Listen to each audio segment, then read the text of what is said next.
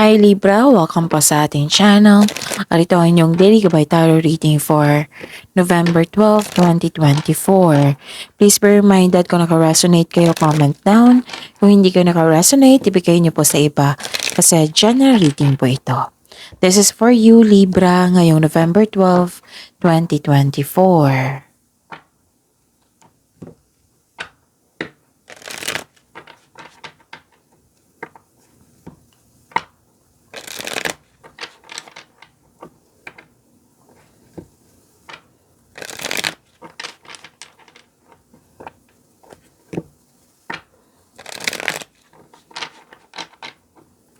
Para po ito sa inyo Libra ngayong November 12, 2024. Maraming salamat po sa inyong patuloy na suporta at maraming salamat din po sa mga hindi nag-skip ng ads. Gamitin ang reading na ito bilang gabay lamang sa mga hindi pa nag-subscribe. Subscribe na po kayo at click bell notification para malaman nyo na may bago tayong video. Para sa mga gusto magpa-reading po, may lumabas dyan sa screen nyo ngayon. Panoorin nyo po at sundin ang instruction. Calling the attention sa mga suki ko dito na Libra, open na po inyong Madikabay Tarot reading for November 2024. May 6 months from now reading tayo at love life reading po. So message me Libra for schedule. Maraming salamat po. Spirits Guide, mga ganap po para kay Libra ngayong November 12, 2024. I need 3 cards po.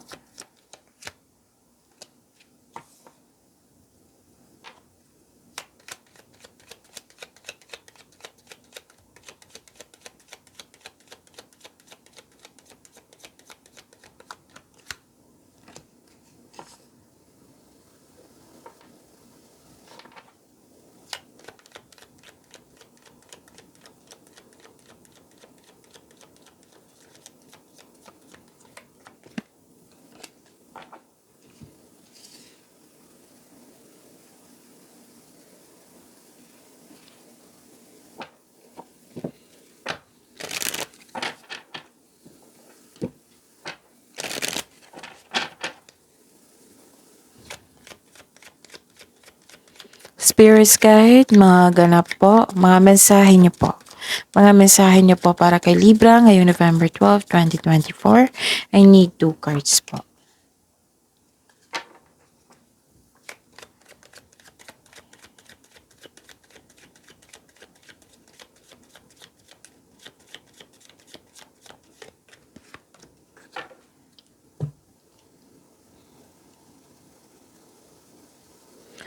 Okay, Libra. Ngayong November 12, 2024, may new beginning po dito. Pwedeng kakasimulan mo lang sa trabaho. Nakikita ko rin dito na may parating na check sa inyo or cash, which is expected nyo po ito. Pwedeng news or information. May nalaman kayong totoong intensyon ng isang tao. May nakita rin ako ditong concern sa isang immature na tao. Okay, nabanggit ko ng new beginning, no? Tapos nakita ko rin dito, Libra, na may humihingi ng atensyon sa iyo na mas bata pa sa iyo. Pwedeng inner child nyo ito or literal na bata. Nakikita ko rin dito na may dumating na opportunities na binigyan mo ng long-term plans. At nakikita ko rin dito na career stability. Oo, may career stability po, Libra. So, ang message po, pay attention. A powerful message is being communicated to you now. So, connect kayo sa inyong intuition para malaman nyo po ito. Kung hindi nyo alam kung paano mag-connect sa inyong intuition, i-search nyo po sa Google yan. Kasi maraming paraan yan. Okay? So, inherent wisdom is emerging at this time. Watch it and ready yourself for a rebirth. Pinag-ready kayo sa pagbabago. Actually, 2 card na nagsabi dito na may new beginning. Okay? So, yun. Spirits Guide, ano po yung energy ni Libra? Energy po ni Libra ngayong November 12, 2024.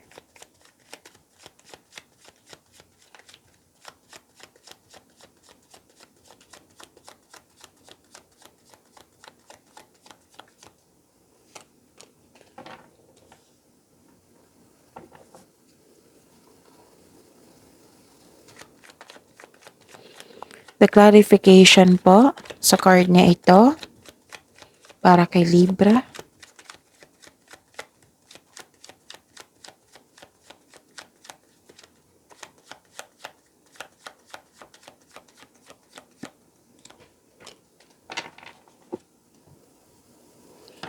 Okay.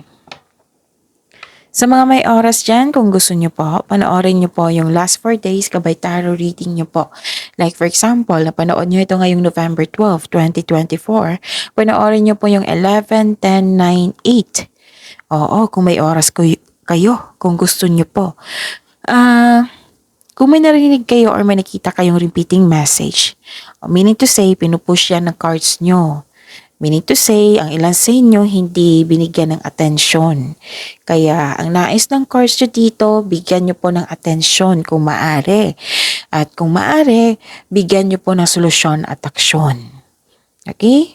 Pinupush kasi yung ng cards nyo yan. Pero at the end of the day, kayo naman po yung magdesisyon po. Remember, Libra, at the end of the day, alam mo na ikaw lang ang taong may kakayahan at responsable na gumawa ng sarili mong katotohanan at kinabukasan. So ano yung energy ni Libra? Inom muna ko ng tubig, saglit lang po.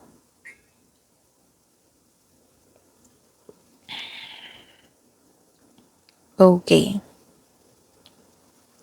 Nakikita ko dito, Libra, na lumabas dito yung concern mo sa immature. Yung sabi ko kanina sa oracle nyo, lumabas dito. So, dalawang card na po nagsabi dito. May concern sa matigas ang ulo or obsessive. Nawalan kayong ng gana. Pwedeng naiinip kayo kasi nagkaroon ng delay. Pwedeng delay ito sa hinihintay nyo, delay sa paggawa ng desisyon, paggawa ng action, nagkaroon ng hesitation to take an action.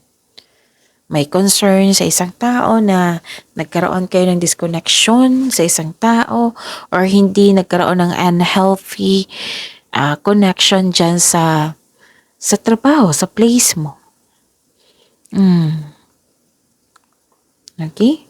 Pero alam niyo ba kung ma-overcome niyo po ito, Libra, magkakaroon ng steady progress, magkakaroon ng long-term abundance. Yes. Okay, so, ano pa?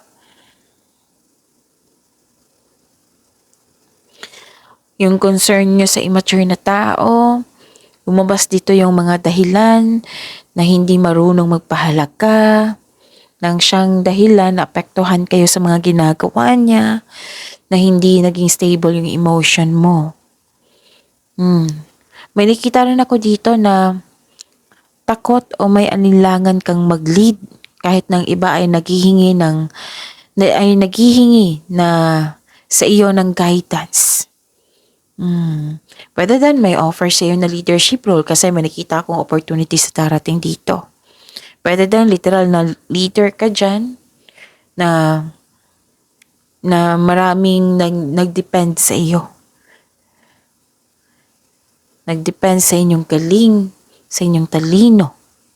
Mag-ingat po daw kayo sa communication sa isang tao. Baka may masabi po kayong na hindi niya, na naging sensitive yung tao. Or nireject mo ang agad ang isang tao na gustong makipag-usap sa iyo.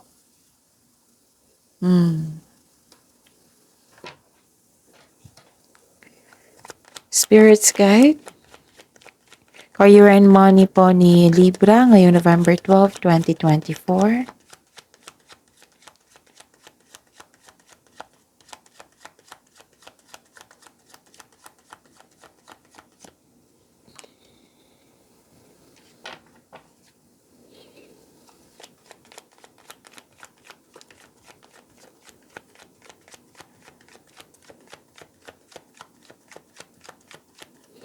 The clarification of this card po.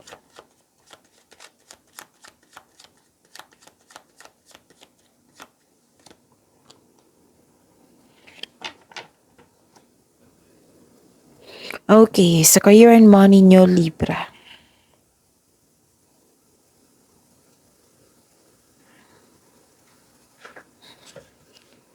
Mhm.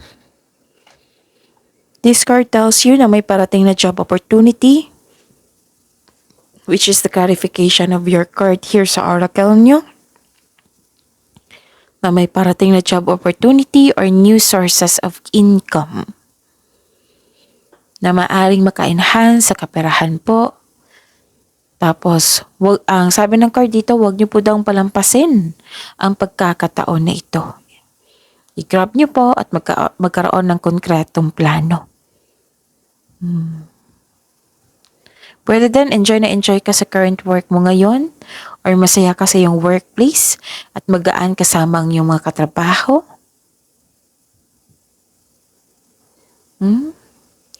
May bago kang kasamahan dito, oh. Yes. Yun. At saka, may personal development ako nakikita dito.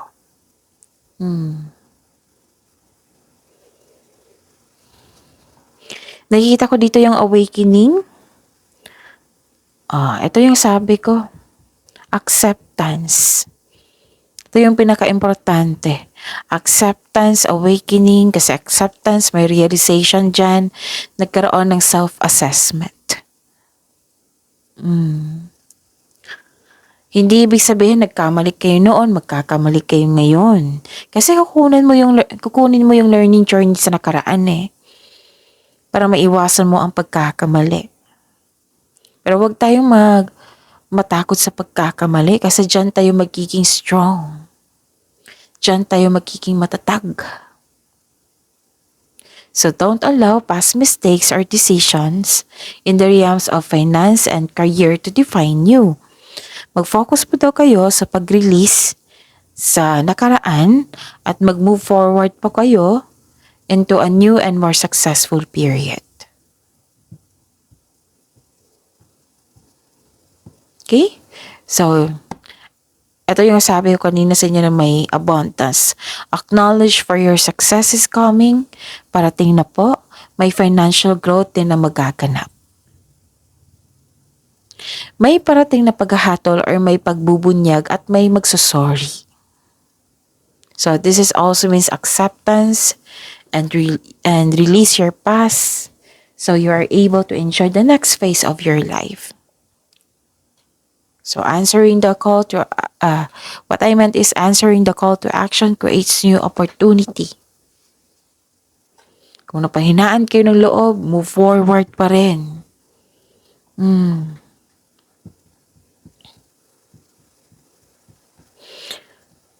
Okay? So, itong acceptance ito, may ganap kasi dito. Surrender. Nag-surrender kayo, in-embrace mo ang mga nangyari. Acceptance, yes, pag-release, and forgive. May nakita ko ditong, anong tawag dito? Forgiveness. At nagkaroon ng healing.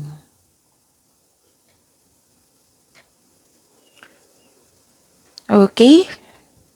So, yun. I-acknowledge mo yung success na parating, ha? Libra.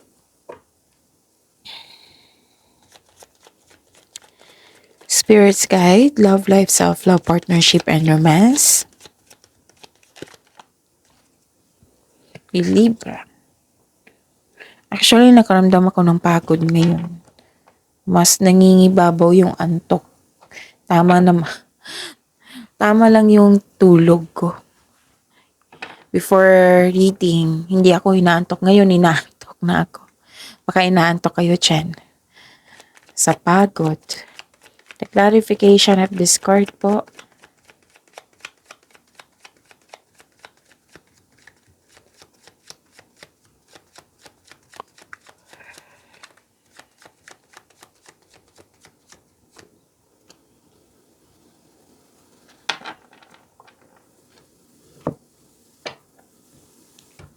Parang nagtatampo si Libra ngayon. Kasi may nararamdaman akong pagtampo nawala naman akong concern. Concern ko lang ngayon bakit inantok ako. So, I believe this is your energy. Pagod, inaantok na parang yung nagtatampo. So let's proceed. Maraming salamat po sa patuloy na tiwala at suporta sa ating channel. At maraming salamat din po sa mga hindi nag-skip ng ads. Okay.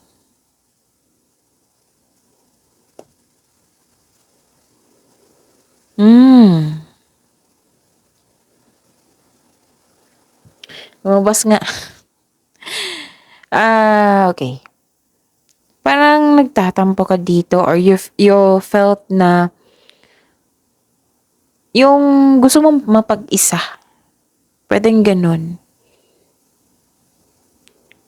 So, do not attract negativity ha. Do not attract negativity. Nakita ko rin dito, Ben, yung nararamdaman ko ngayon na parang nawalan ako ng gana na parang tinamad ako na nawalan ako ng gana. Lack of inspiration. Ganun. Andito rin eh. So, okay. Alagaan niyo po daw yung sarili niyo. Kung nakaramdam kayo ng pagod, magpahinga kayo. Okay? Kung hindi maganda ang pakaramdam niyo ngayon, Libra, magpa-check up sa doktor kung kailangan po. Or di kayo ipahinga. Gusto niyo magkaroon ng space muna eh. Yung mapag-isa, para makapag-isip ng mabuti, para sa pagbalik niyo, re-energize na kayo. Alagaan niyo po daw yung sarili niyo. Nakikita ko dito ang ilan sa inyo, nagpabaya. Like for example, sobra sa trabaho, sobra sa pag-iisip. So, health is wealth. Alagaan po. Kung may kakilala kayong buntis, sabihan nyo, kung hindi maganda ang kanyang aura, makikita mo yan eh, sa facial expression pa lang. Oo. Sabihan nyo magpa-check up kung kailangan po. Kung kailangan ha, huwag nyo lang pilitin kung ayaw niya. Baka kasi magalit. Oo. Pero baka buntis kayo ha, may buntis sa inyo. Kasi bigla talaga akong parang tinamad, na nawalan ng gana, nagtampo, 'di ba? Mixed emotion. So yun, motivate yourself. Alagaan niyo po yung sarili niyo. Isipin niyo po yung yung inspiration niyo sa buhay para ma-motivate po kayo. Okay? Ano pa?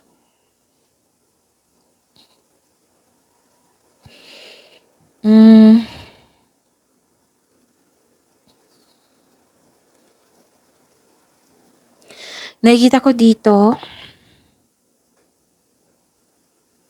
mag-ingat kayo sa taong mahilig magmanipula. May taong hindi totoo sa inyo dito. I think alam niyo to kasi nawalan kayo ng gana.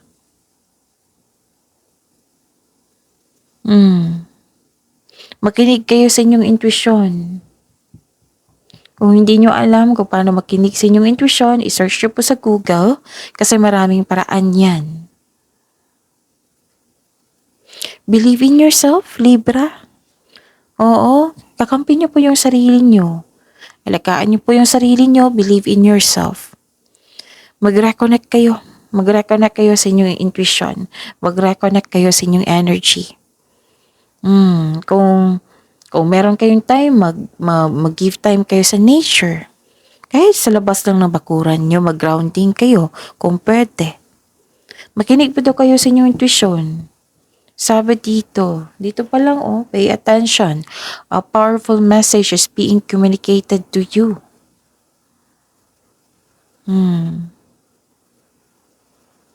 Okay? Move forward po tayo. Okay, Libra?